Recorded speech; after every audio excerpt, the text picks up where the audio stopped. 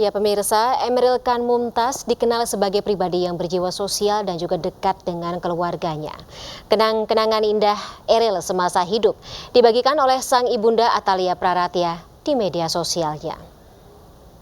Anak biasa yang mungkin dia bukan seperti adik-adik semua, Hafiz dan Hafizoh, belum sampai ke sana, belum sampai. Dia juga mungkin bukan artis, bukan public figure, bukan siapa-siapa. Tapi begitu banyak doa mengalir deras kepada Eril. Ya Allah, doakan Bapak dan Ibu, mudah-mudahan Eril berada di jannah Allah Subhanahu wa taala.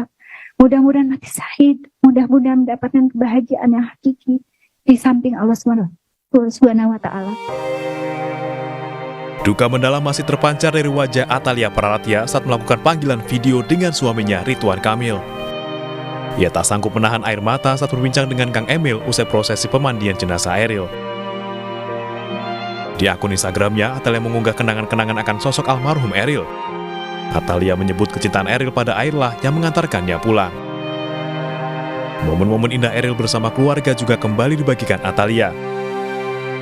Sosok Eril nampak sangat dekat dan akrab dengan keluarganya. Atalia juga mengunggah kegiatan-kegiatan sosial yang dilakukan almarhum Eril semasa hidupnya.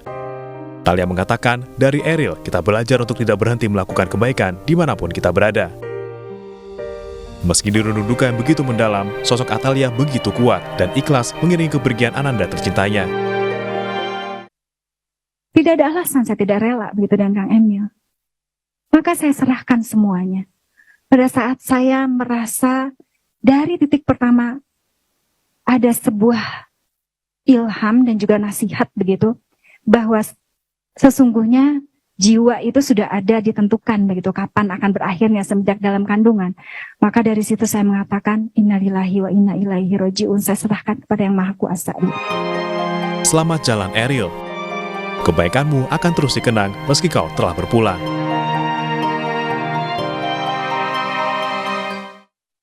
Ya, dan bagaimana persiapan pihak keluarga untuk pemakaman Emeril Khan Mumtaz? Saat ini kita sudah bersama dengan Paman Eril, Erwin Muniruzaman, yang juga merupakan saudara dari Gubernur Jawa Barat Ridwan Kamil.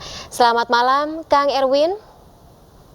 Selamat malam. Baik, Kang Erwin, terima kasih sekali telah meluangkan waktu bersama kami di iNews Prime pada malam hari ini. Kang Erwin, saya harus tanya terkait dengan kabar keluarga bagaimana, kabar Kang Erwin sendiri bagaimana, terutama saat mendengar kabar dari penemuan ditemukannya jenazah almarhum Eril. Kabar keluarga alhamdulillah baik. Kami sekeluarga merasa lega. Alhamdulillahirabbil alamin, akhirnya jenazah Eril ditemukan sehingga buat keluarga menjadi ada kepastian dan ketenangan terhadap situasi ini. Kira-kira begitu. Kalau Kang Emil Termasuk dan juga Bu juga. Atalia, ya siap Kang. Kalau Kang Emil dan juga Bu Atalia sendiri, bagaimana Kang? Ya, sama. Jadi saya bisa melihat pada waktu beliau berkomunikasi langsung dengan saya setelah selesai melaksanakan pulasara jenazah, memandikan langsung, mengkafani, terlihat wajahnya sangat lega gitu ya, sangat tenang gitu, karena sekarang sudah bisa bertemu dengan Eril dan bisa menjalankan secara langsung sebagai ayah terhadap anaknya yang wafat gitu. Kang, kalau boleh tahu apakah sudah ada pemeriksaan atas jenazah almarhum terkait dengan apa penyebab meninggalnya almarhum, Kang? Sebagaimana yang disampaikan oleh pihak KBRI dari pihak kepolisian, memang sesuai dengan prosedur hukum di sana, terhadap penemuan jenazah sudah dilakukan identifikasi, proses forensik, termasuk juga identifikasi DNA.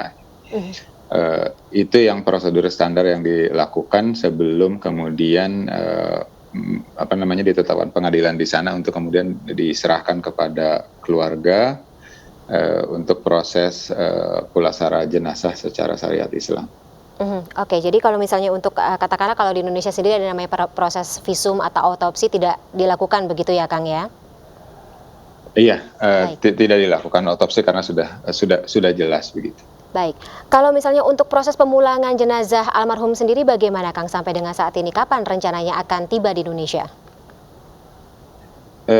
Saat ini memang kami masih bekerja sama dengan pihak KBRI juga funeral service di Swiss untuk proses pengiriman jenazah kembali ke tanah air gitu. Ada rencana itu memang akan tiba di tanah air hari Minggu. Cuma memang masih ada dua kemungkinan apakah pagi dan sore ini yang sedang masih kita konfirmasi lebih kepada proses teknis pengiriman kargo khusus jenazah. Oke, ada kesulitan Kang pada saat proses atau prosedur pemulangan jenazah almarhum? Secara proses dan prosedur tidak ada karena semua pihak sangat membantu keseluruhan proses baik dari otoritas setempat, kemudian juga perwakilan kita di Swiss, KBRI yang sangat membantu kita dari sejak awal dilaporkan kejadian sampai dengan saat ini persiapan pemulangan jenazah. Gitu. Jadi secara kesulitan sih tidak ada kesulitan, hanya memang pengaturan secara teknis sesuai situasi dan kondisi yang memungkinkan gitu. Baik.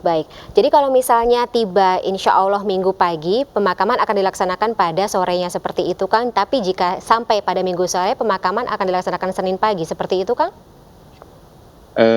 Direncanakan sebetulnya, nah ini karena situasional pagi atau sore gitu ya. Jadi secara umum rencananya adalah hari Minggu itu dari bandara akan dibawa ke Bandung ke kediaman dinas Pak Gubernur Ridwan Kamil di Gedung Pakuan untuk disemayamkan, sedangkan pemakaman direncanakan di hari Senin gitu. Jadi kalau memang sore, Yuda pasti akan disemayamkan terlebih dahulu sebelum pemakaman hari Senin. Baik. Ada rencana doa bersama lagi Kang untuk almarhum di wilayah Jawa Barat seperti itu ke depan? Kalau dari keluarga sih tetap melakukan pengajian setiap sore pada asar di Gedung Pakuan gitu. Kalau untuk di tempat-tempat lain sebetulnya juga kan memang inisiatif dari warga, tokoh dan organisasi lainnya. Jadi memang kami tidak mengerahkan begitu, ternyata itu adalah sukarela dari mereka, ikhlas untuk mendoakan gitu. Sedangkan dari pihak keluarga sendiri menyelenggarakan pengajian setiap hari di Gedung Pakuan ba'da asar.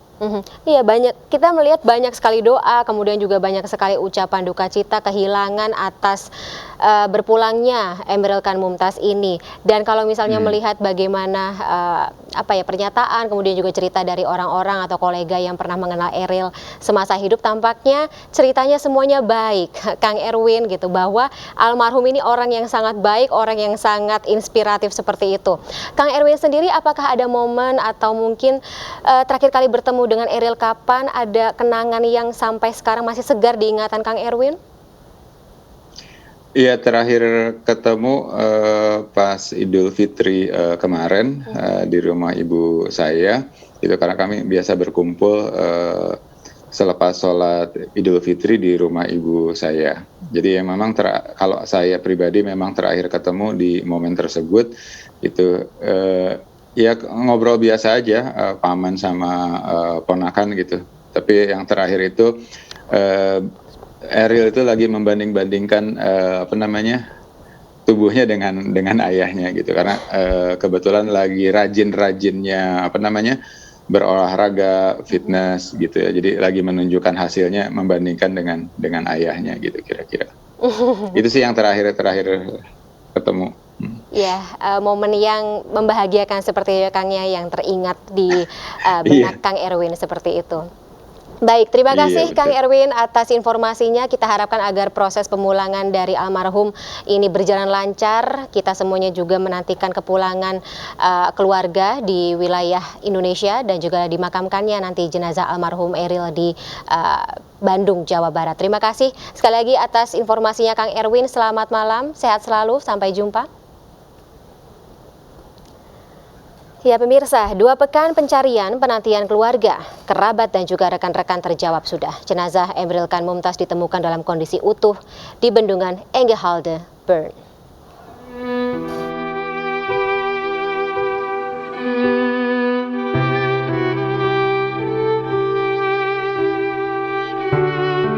Empat 14 hari dalam pencarian dan penantian, jenazah Emeril Khan Mumtaz berhasil ditemukan pada Rabu pagi pukul 6:50 waktu setempat. Jenazah Eril ditemukan di bendungan Enghalde yang jaraknya dari titik terakhir almarhum Eril terlihat, yakni sekitar 3,2 km. Kepolisian Swiss mengungkap jenazah putra sulung Ridwan Kamil itu ditemukan di dasar sungai di titik pintu air Enghalde, Bern. Pihak kepolisian pun segera menginformasikan temuan tersebut kepada KBRI di Swiss. Mendapat kabar tersebut, Ridwan Kamil kembali datang ke Swiss pada Rabu malam. Jenazah Eril dikonfirmasi melalui tes DNA.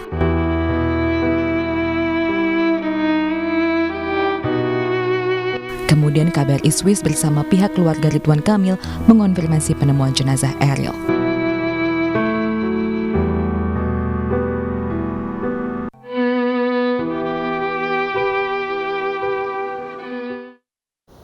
Ya pemirsa, 2 kelompok pelajar di Pati, Jawa Tengah tawuran di kebun tebu lalu melanjutkannya ke pemukiman warga. Kedatangan WNA Cina di Bandara Soekarno-Hatta yang mengenakan APD juga bikin heboh di media sosial. Informasi selengkapnya kami rangkum dalam berita pilihan hari ini.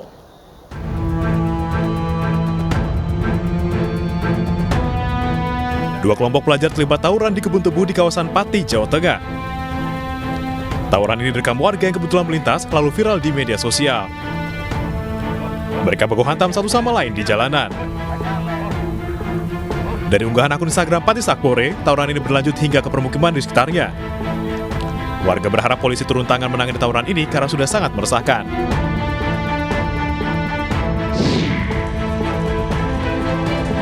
Kebakaran besar menghanguskan sebuah rumah kayu di Desa Ujung Baru, Kecamatan Tanah Siloto, Kabupaten Wajo, Sulawesi Selatan. Penyebab kebakaran diduga akibat korsleting listrik. Api berhasil dipadamkan setelah warga dan 5 armada damkar diterjunkan. Kerugian diperkirakan mencapai puluhan juta rupiah. Tak ada korban jiwa dalam insiden tersebut. Korban kebakaran hanya bisa menangis histeris melihat rumah hangus terbakar rata dengan tanah. Korban berharap bantuan pemerintah untuk membangun kembali rumahnya.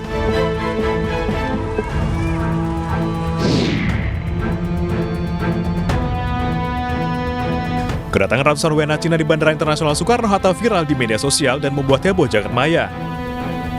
Pasalnya WNA Cina ini memakai alat pelindung diri begitu mendarat di bandara.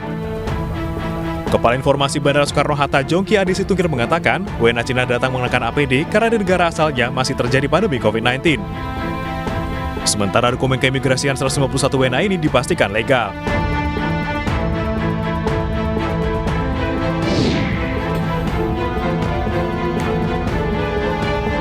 Dinding rumah warga dijebol petugas pemadam kebakaran gara-gara dimasuki ular sanca yang cukup besar. Ular diduga berasal dari selokan ini saat ditemukan posisi badan dan kepalanya sudah masuk ke dalam sela-sela dinding rumah selebar 30 cm. Tak bisa keluar karena terjebak di tempat sempit, petugas terpaksa menjebol dinding. Ular sanca sepanjang 3 meter ini akhirnya bisa dikeluarkan. Sementara itu pemirsa, warganet dihebohkan dengan usaha makanan Padang dengan babi. Pemilik usaha pun saat ini diperiksa oleh polisi. Sesaat lagi informasinya kami sajikan.